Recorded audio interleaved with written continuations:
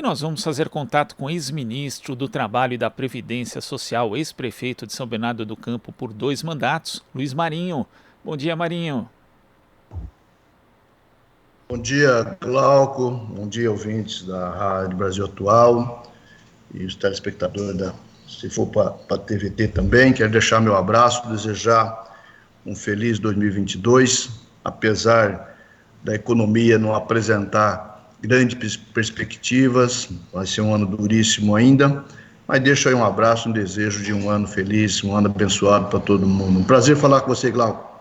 Prazer é nosso, Marinho. Por falar justamente de 2022, nós nesse ano teremos o novo salário mínimo nacional que já começou a valer em 1º de janeiro de R$ 1.212, que é um valor que representa só a correção pelo Índice Nacional de Preço ao Consumidor, o INPC. Então, com isso, vai ser mais um ano sem a alta real do salário mínimo. Você participou, como ministro do Trabalho, da elaboração da política de valorização do salário mínimo, uma política que foi construída junto com as centrais sindicais e a sociedade civil. Que impacto que tem para as famílias, mas também do ponto de vista da economia, a ausência desse tipo de política no Brasil hoje, Marinho? Olha, Glauco, primeiro contar uma história para os nossos ouvintes, né, um pouquinho do resgate aí do debate do salário mínimo. Nós fizemos, antes de eu ir para o governo, sabe que eu fui para o governo em julho de 2005, né?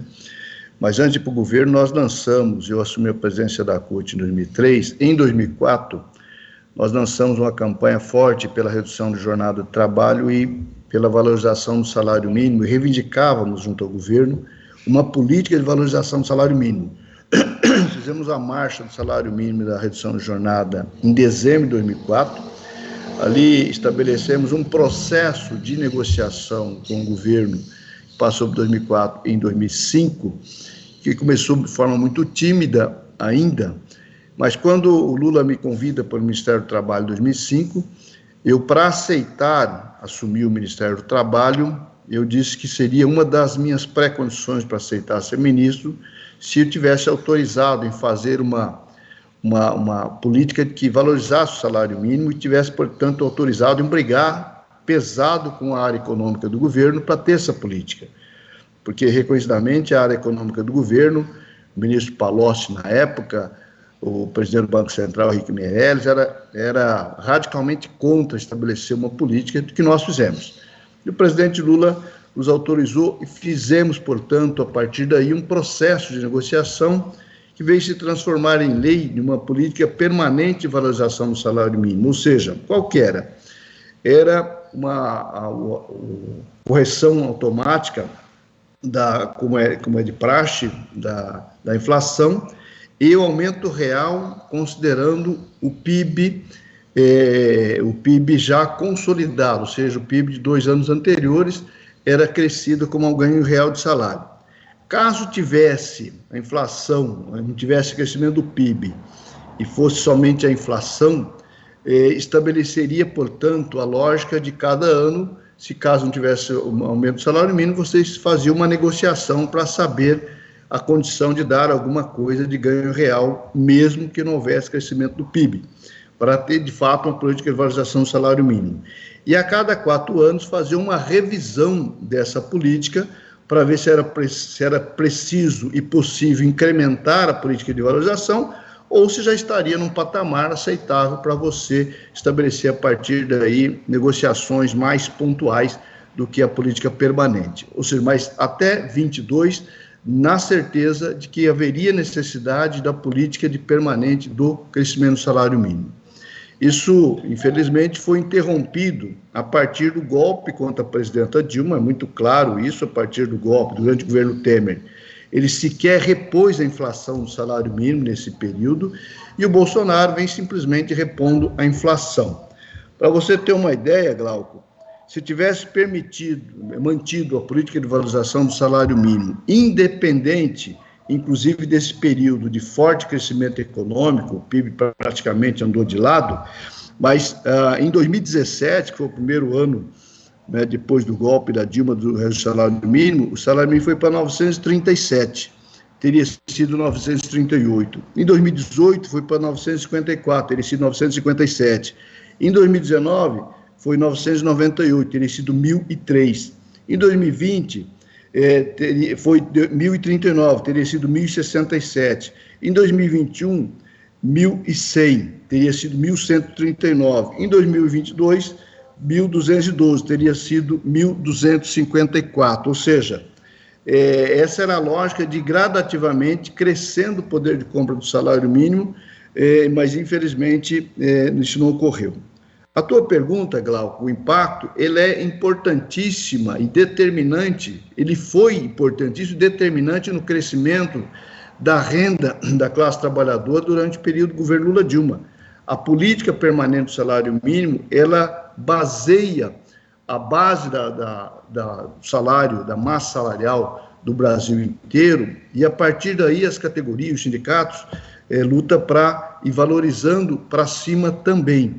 E a base da economia, do salário mínimo, você tem muitas categorias que têm a base salarial com base no salário mínimo, e tem o conjunto dos aposentados e pensionistas, milhões de pessoas que ganham salário mínimo, portanto, deixaram de ser beneficiado, e você tem todo um processo da economia informal também, que muitas vezes se relaciona, se referencia no salário mínimo, ou seja, ela tem um forte impacto.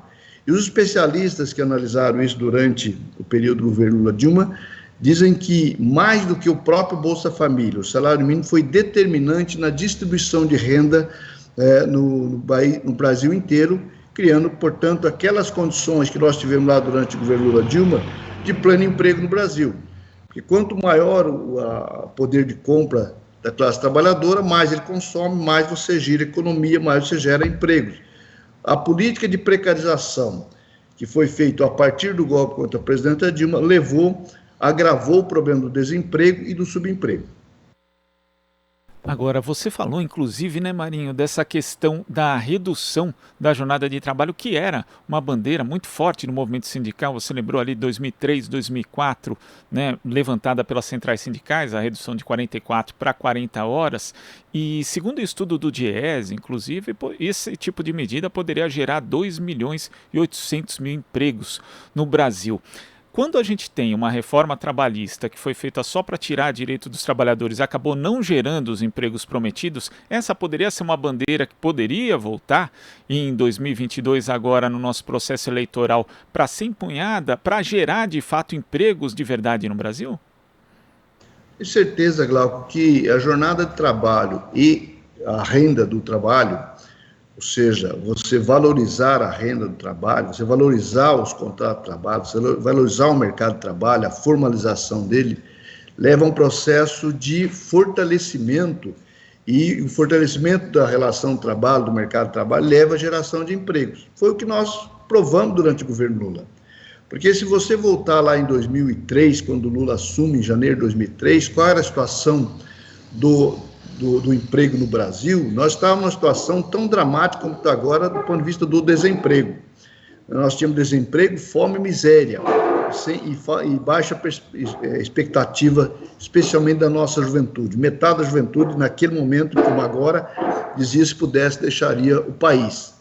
Veja, nós provamos que era possível valorizar o salário mínimo, gerar emprego, crescer a renda, os contratos de trabalho, as negociações dos sindicatos, todos eles eram com aumento real de salário, e isso foi fortalecendo e chegou a pleno emprego. Faltou mão de obra no Brasil, você sabe disso. Essas empresas tiveram que importar engenheiros da Argentina, do Uruguai, do Chile, enfim, de vários países tiveram que trazer engenheiro para cá por falta de mão de obra especializada.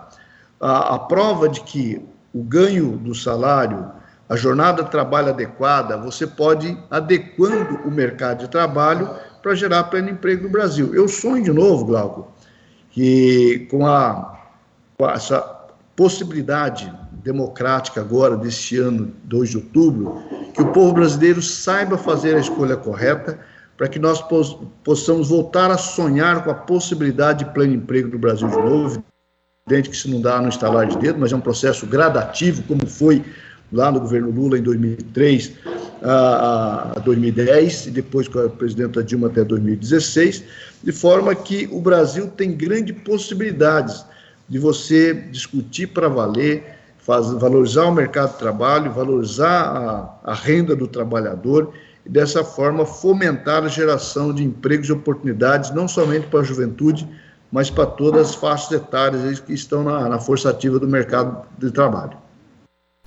E Marinho, ainda falando dessa questão da área do trabalho, ontem o ex-presidente Lula compartilhou um link do site do Brasil de Fato, reproduzindo uma matéria da Rede Brasil Atual a respeito da reforma trabalhista da Espanha, né, que ainda está em discussão, pendente de aprovação no parlamento, mas que deve modificar diversos itens da reforma trabalhista que foi aprovada em 2012, que também, inclusive, serviu aqui de referência para que foi aprovada em 2017 no governo Temer. E o ex-presidente Lula disse o seguinte, Marinho: é importante que os brasileiros acompanhem de perto o que está acontecendo na reforma trabalhista da Espanha, onde o presidente Pedro Sánchez está trabalhando para recuperar direitos dos trabalhadores. Esse também deve ser um compromisso do campo progressista em 2022 para, em 2023, começar a rediscutir uma revisão do que foi feito em termos de alterações na legislação trabalhista nos últimos anos? Tenho certeza disso, Glauco, tenho certeza. E tenho certeza que o presidente Lula, ao compartilhar e agregar esse comentário, ele está sinalizando para a classe trabalhadora brasileira que esse deve ser deve ser uma das saídas para esse momento que nós vemos no Brasil, essa dramaticidade que a gente vive no mercado de trabalho, a ausência de oportunidades, especialmente para a juventude, e que, portanto, o caminho é esse. Portanto, depende muito da escolha do nosso povo, escolher o caminho certo para que nós possamos, de novo, implementar uma política que valorize o trabalho, que valorize o povo brasileiro, que valorize o trabalhador, que valorize o combate à fome e à miséria, da forma que fizemos lá no governo Lula. O pessoal tem me perguntado, especialmente em plenárias de trabalhadores, se é possível a gente resgatar direitos. E eu tenho respondido sim, é plenamente possível resgatar direitos. Se é possível rever a reforma trabalhista. Eu tenho dito sim, eu creio que é possível rever a reforma trabalhista, não necessariamente voltando o que era exatamente. Eu faço um exemplo. Se você derruba uma casa para reconstruir, você não vai reconstruir do mesmo jeito, você vai procurar modernizar, você vai procurar atualizar os conceitos, enfim.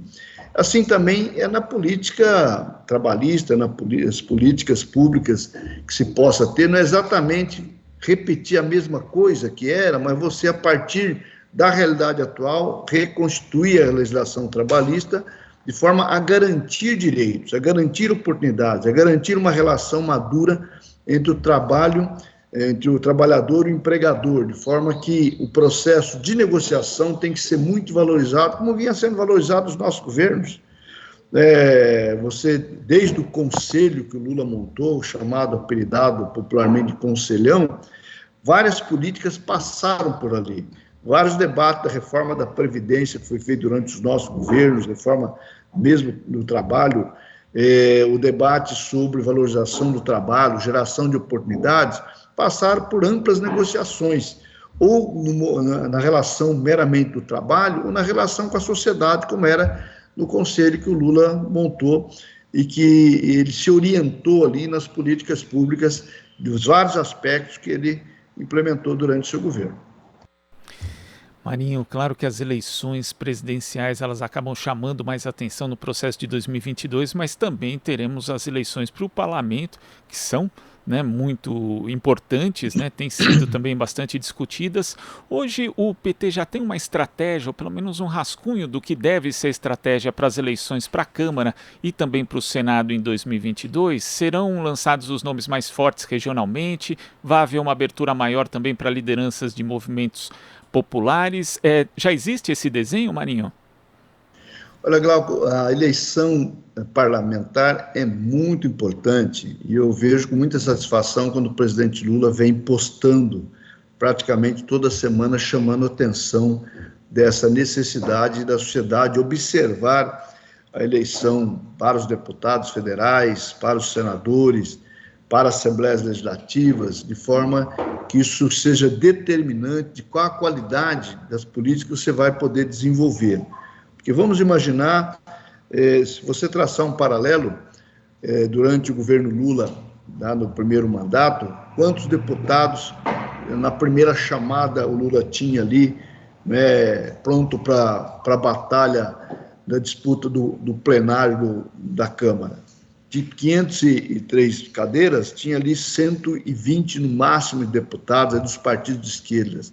A partir daí, você precisaria fazer um processo de negociação, de apresentação, de convencimento, já era uma outra batalha para ter a maioria. Uma reforma constitucional, uma emenda constitucional, então, aí seria uma batalha muito difícil. Por essa razão, muitos temas que o Lula gostaria, que a Dilma gostaria, que nós gostaríamos de ver implementado, não conseguiu. Por exemplo, retomar o debate sobre o imposto de renda de lucros e dividendos, que é um escândalo.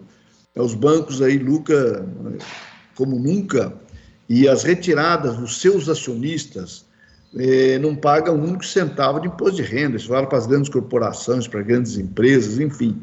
Isso chega a ser criminoso num país que a gente vê uma concentração na ponta e um empobrecimento embaixo, né? Então, acho que isso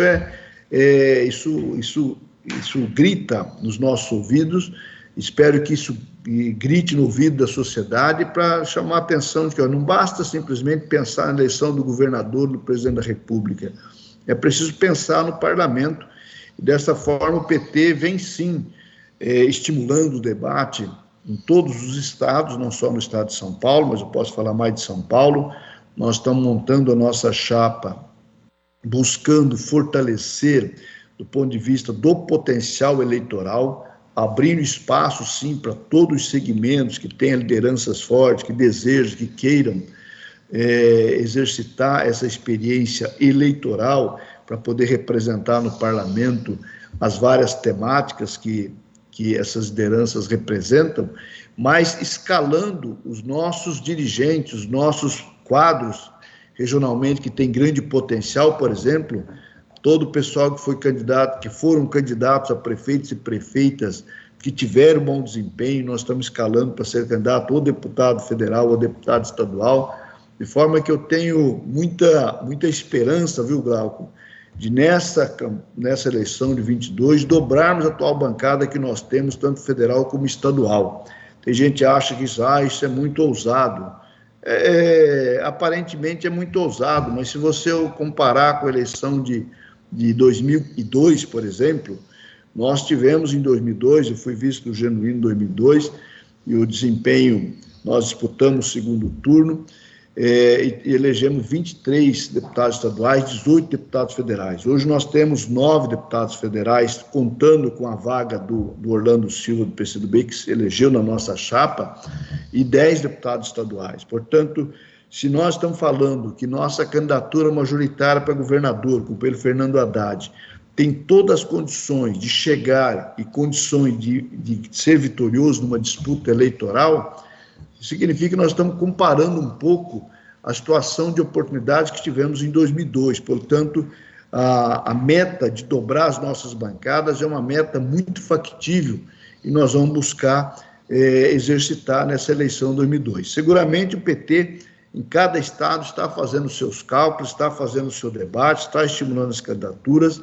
e com o crescimento da aceitação do PT como partido de maior preferência partidária, chegando muito próximo ao patamar de pico que nós tivemos historicamente, nós podemos sim falar de um crescimento muito importante da bancada federal em todo o Brasil, e em São Paulo em particular. E essa meta de dobrar a bancada, ela seria alcançada dentro de uma federação partidária ou fora dela? Olha, é preciso entender bem essa questão da federação partidária. Eu, pessoalmente, adoraria que o PT não participasse de federação partidária.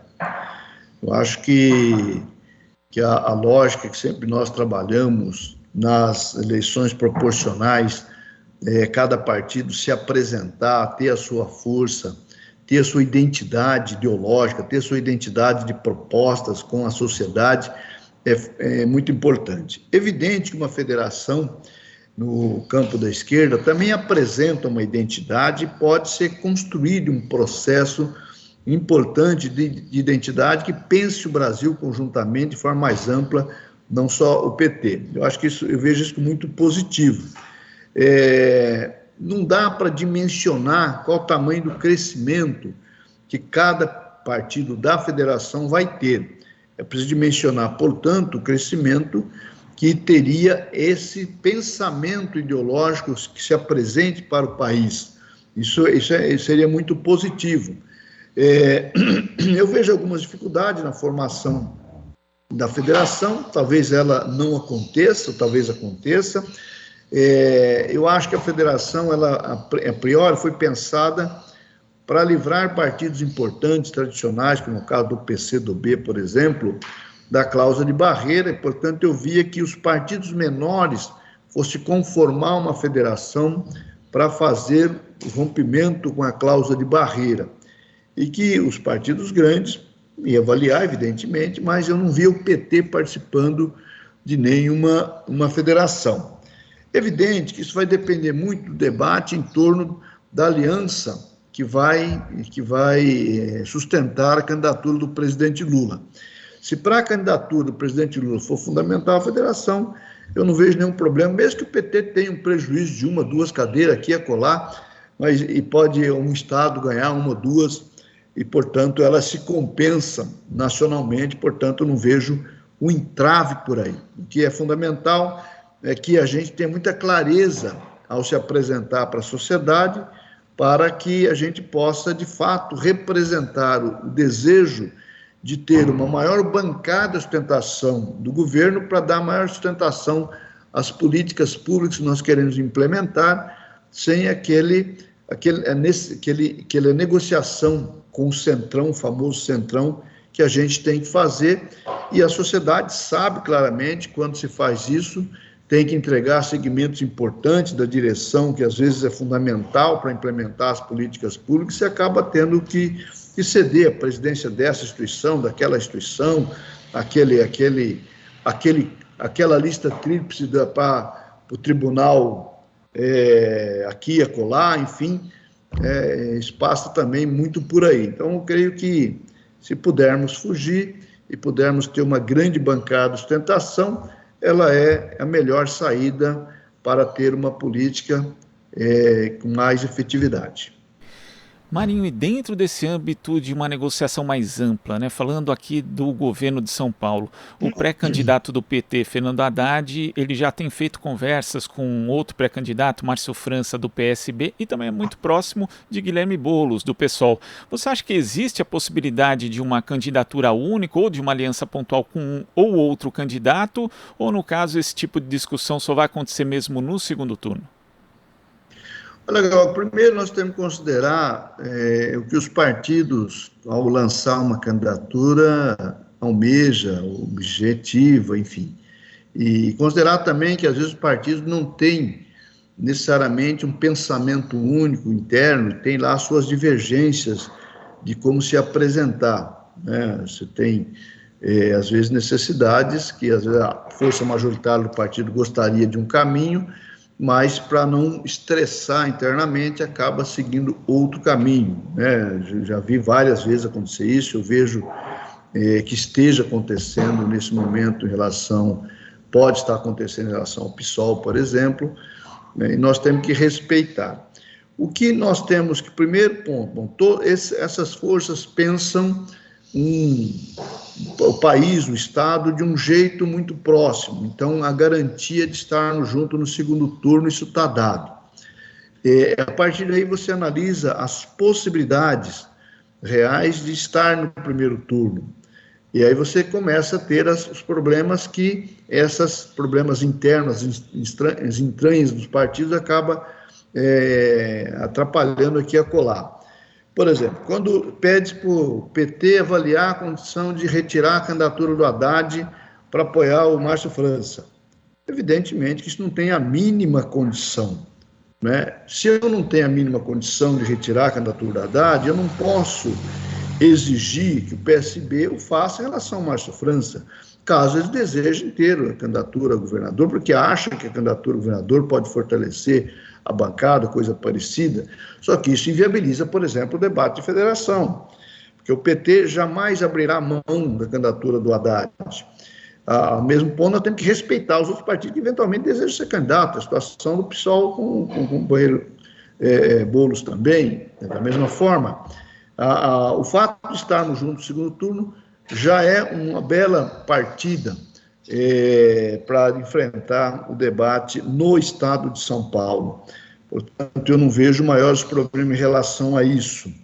O que nós não aceitamos também é o inverso. Olha, como tem a candidatura do Lula, o PT tem que tirar a candidatura do Haddad, que tem... Não é assim que funcionam as coisas. O PT tem muita disposição nesse processo de composição, tem disposição em relação a vários estados, eu falo aqui referenciado pela conversa com a nossa presidenta Gleice Hoffmann, em relação ao estado de Pernambuco, do Rio de Janeiro, do próprio Rio Grande do Sul, com resistência local, mas ela sinaliza essa possibilidade, Espírito Santo, Acre, ou seja, podemos apoiar o PSB em vários estados. Olha que Pernambuco, as nossas candidaturas, aparentemente, se coloca nesse momento melhor do que as candidaturas do PSB. Mas eles estão governando, então é legítimo que eles queiram continuar, que a gente possa apoiar.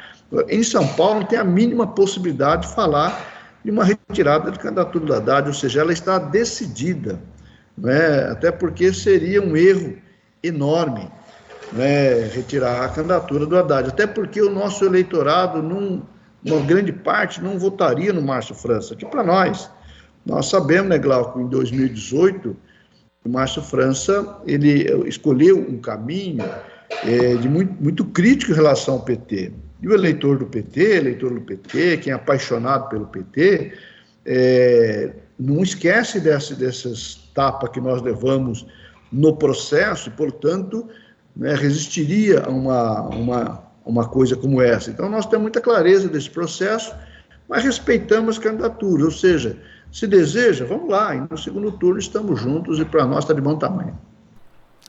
Marinho, eu queria agradecer a sua participação aqui no Jornal Brasil Atual e até a próxima.